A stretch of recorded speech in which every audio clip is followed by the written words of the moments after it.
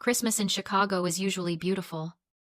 But this year, a blizzard was burying the city under 2 feet of ice. Inside my $850,000 penthouse, the air was even colder. We hadn't even finished the turkey when my mother, Cynthia, slammed a heavy roll of architectural blueprints onto the dining table. They weren't plans for her house. They were for mine. My father, Richard, didn't look up from his plate as he announced, "We're knocking down the south wall on Monday. Princess needs a studio for her content." They didn't ask. They informed me. Across the table, my sister was already critiquing my lighting.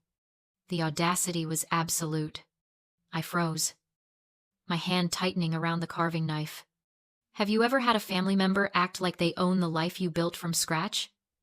Tell me in the comments, I need to know. I'm not the only one.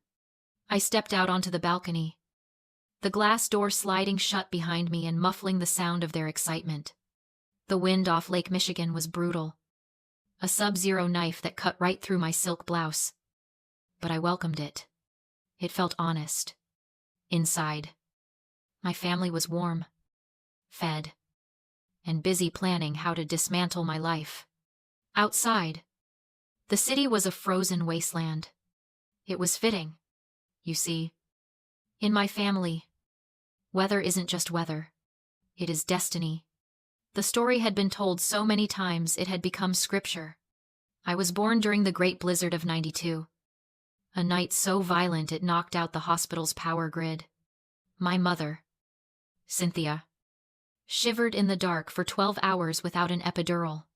My father, Richard, missed a critical business meeting because his car was buried under 4 feet of snow. From my very first breath, I was the inconvenience. I was the storm child, the harbinger of bad luck and struggle. 3 years later, my sister was born on a Tuesday morning in May. The sky was a perfect, cloudless blue. A local news crew just happened to be filming a segment on spring miracles in the maternity ward. And for 15 glorious seconds, her newborn face was broadcast across the state. They named her Princess, not ironically, but literally. To my parents, the universe had spoken. She was the sun child, destined for fame, ease, and adoration. I was the dark cloud that had to be tolerated. She was the light that had to be worshipped. That superstition didn't just color our childhoods, it dictated them. When Princess failed a test, it was the teacher's fault for dimming her shine. When I brought home straight A's, it was expected after all. I had to work hard to overcome my natural disadvantage. I spent 30 years trying to outrun a label. They called me a disaster. So I became a fortress.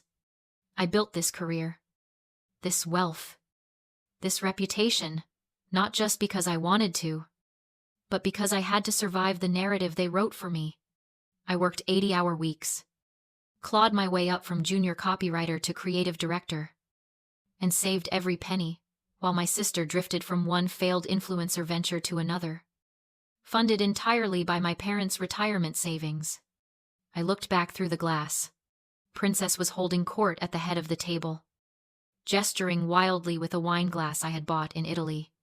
She had never held a job for longer than 3 months. Yet she walked through the world with the confidence of someone who owned it. And in a way, she did. Because my parents ensured the world bent to her. Standing there, watching the snow swirl around the skyscrapers, I now helped design. The invisible chain that had bound me for decades finally snapped into focus. I realized that to them, my success wasn't proof of my resilience. It was an error. A cosmic mistake where the lucky resources had accidentally ended up with the unlucky child. They didn't feel guilty about taking my loft because they didn't believe it was truly mine.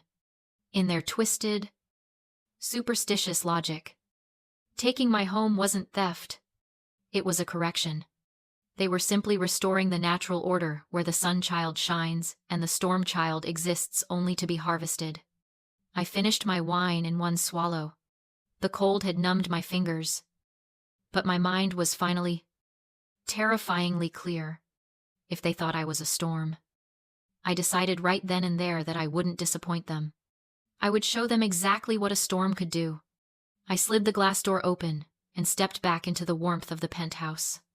The transition was jarring from the honest, biting wind of the Chicago winter to the suffocating, perfumed heat of my family's delusion. I walked back to the dining table, where my mother had already uncapped a red marker and was drawing thick, violent lines across the blueprints of my living room. "So?" I asked, my voice steady, betraying nothing of the storm inside me. "If you knock down the south wall and give Princess the master suite for her studio, where exactly am I supposed to sleep?" Cynthia didn't even look up. She waved her hand dismissively, as if swatting away a fly. "The storage room off the kitchen has heat, April. It's cozy. We can fit a twin mattress in there if we clear out your winter coats." I stared at her.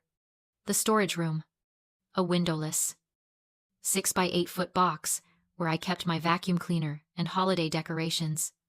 A space so small the door couldn't even open fully if a bed was inside. "You want me to live in a closet?" I said, testing the weight of the words. "In the home I bought, while paying the mortgage." "Oh, stop being dramatic."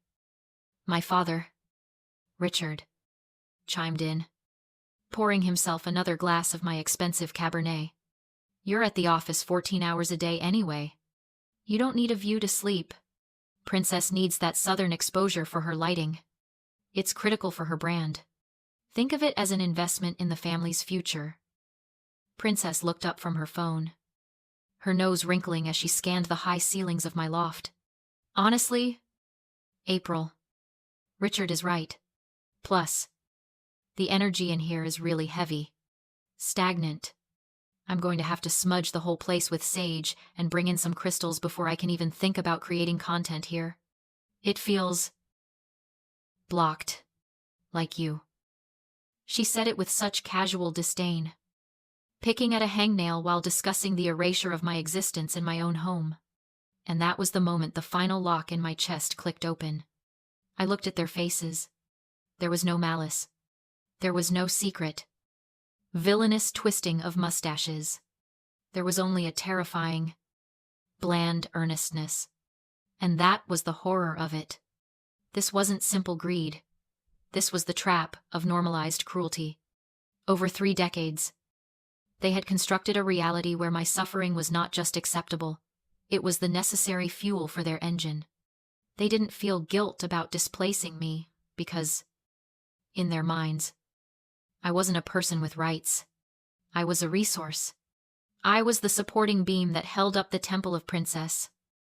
And beams don't get to complain about the weight. They genuinely believed that shoving me into a closet to make room for her ring light was a logical, even righteous, act of parenting. You cannot argue with insanity. You cannot negotiate with people who believe your sacrifice is their birthright. If I screamed, if I cried, if I showed them the deed to the house, they would just look at me with confusion and call me selfish for stalling destiny. "I see," I said, and the coldness from the balcony settled deep into my bones. "I think I'm going to be sick. Excuse me." "Hurry back," Mom said, drawing a giant red X through the wall I had painted by hand the day I moved in. "We need to discuss the color palette. This gray is too depressing for a brand launch." I turned and walked toward the hallway, not to the storage room, but to the guest bathroom. I closed the door, locked it, and leaned against the cold marble. I didn't vomit. I didn't cry. I looked at myself in the mirror, at the storm child staring back, and I realized they were right about one thing. The energy in this house was about to change. I splashed freezing water on my face, but the heat in my veins wouldn't die down. It wasn't rage anymore. It was something sharper, colder. It was strategy. For 30 years, I had fought against the label they gave me. I had tried to prove I was sunny, compliant, easy. But standing there, staring at the reflection of a woman who had just been told to sleep in a storage closet, I realized the futility of it. They would never see me as anything but a disaster waiting to be managed. So I decided to stop fighting. If they wanted a storm, I would give them a hurricane. I pulled out my phone and scrolled past the endless notifications from work until I found a contact I hadn't touched in 2 years, Kelsey. To the rest of the world. Kelsey was a ruthless real estate shark who bought distressed properties for cash and flipped them without mercy. But to me, she was something far more valuable, the enemy of my enemy. 2 years ago, Kelsey had been Princess's talent manager. She had worked tirelessly to get my sister brand deals, only for Princess to fire her publicly, accusing Kelsey of stealing commissions and sabotaging her career. Princess had posted a tearful, lying video that went viral, destroying Kelsey's reputation in the industry. Kelsey had sued for defamation and won, but the damage was done. She had pivoted to real estate, nursing a grudge that was cold, hard, and waiting for a spark. I hit call. It rang twice. April. Her voice was clipped. Suspicious. Why are you calling me on Christmas? Do you still want to buy the building? I whispered. My eyes locked on the bathroom door. I remember you made an offer on the Penthouse last year. I'm listening. I'll sell it to you. The Penthouse. Today. You're not serious. I am. But there are conditions. I'll sell it to you for 20% under market value. 520,000. All cash. We close in 5 days. I heard a sharp intake of breath on the other end. That was a steal. In this market. In this neighborhood. It was robbery. What's the catch? April. Is the foundation cracking? No. The catch is the closing date. You take possession on January 1st. And on that day, you have to personally evict whoever is inside. Whoever is inside, Kelsey paused. And then I heard the smile in her voice. Sharp as a razor. Let me guess. The princess. She thinks she's moving in on New Year's Day. My parents are planning to knock down walls. They think I'm giving it to her. Kelsey laughed low and predatory. A 20% discount and the chance to throw your sister into the snow. I'd have paid you. Good, I said. Send the contract. I'll sign tonight. Done. Merry Christmas.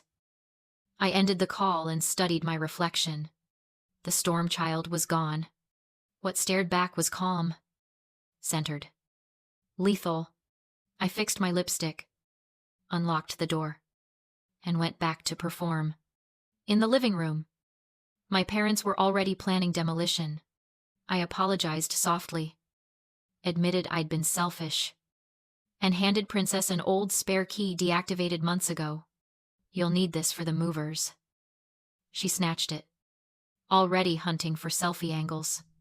I lied about moving out, praised destiny, and watched her slip the useless key into her bag. My parents beamed, congratulating me on accepting my role. They toasted with my wine. I drank water and took notes. Then I saw a red stamped envelope in my father's open briefcase.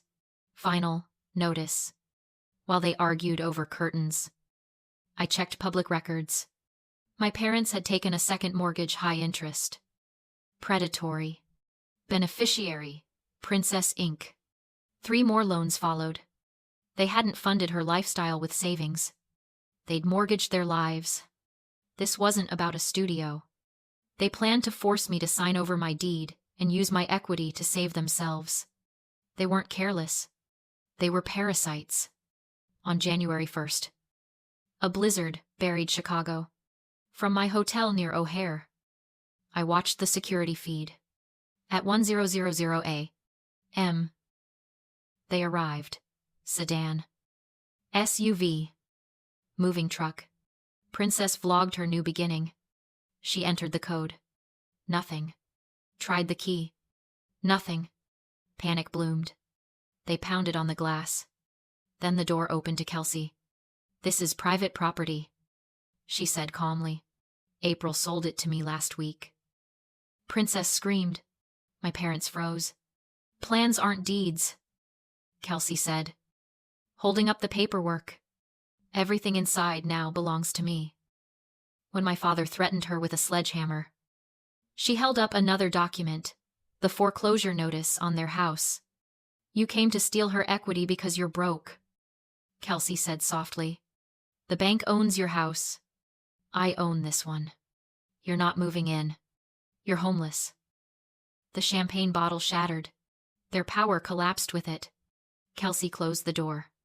I closed the feed, ordered champagne in the first-class lounge, and powered my phone back on 98 missed calls.